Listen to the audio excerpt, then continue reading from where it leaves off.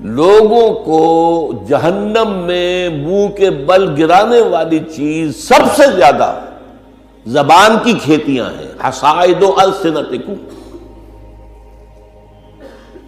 زبان سے جو لفظ نکلتا ہے وہ ایک بیج بن کر آخرت کی سرزمین میں بویا جاتا ہے. اب اگر برا ہے تو کانٹے دار پودا اس سے نکلے گا، جھاڑ جھکاڑ، اور یہ تمہیں جا کر پھر کاٹنا ہوگا قیامت کے اندر. حصائد اس کو کہتے ہیں کھیتی کا کاٹنا جو ہوتا ہے. حب الحصید، دو قسم کی نباتات زمین پر ہیں. ایک تو وہ جو پودا اور درخت موجود رہتا ہے، پھل آپ اتار لیتے ہیں، اگلے سال پھر پھل آ گیا، پودا وہی کا وہی ہے.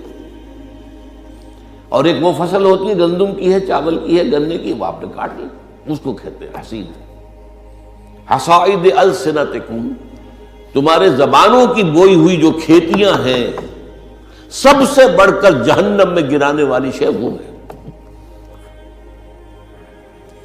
اسی میں بلکہ ایک ذرا اور حدیث بھی ہے، ذرا اس میں حیا کا پہلو مانے ہوتا ہے بیان کرنے میں، لیکن حدیث نبوی ہے، حکمت کا بہت بڑا خزانہ ہے.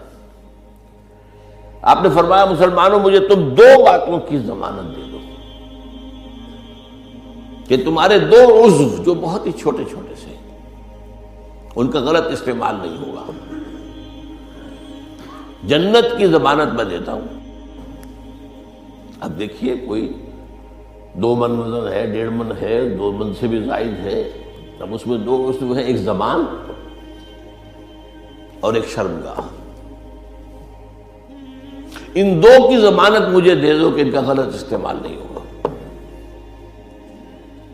باقی پورا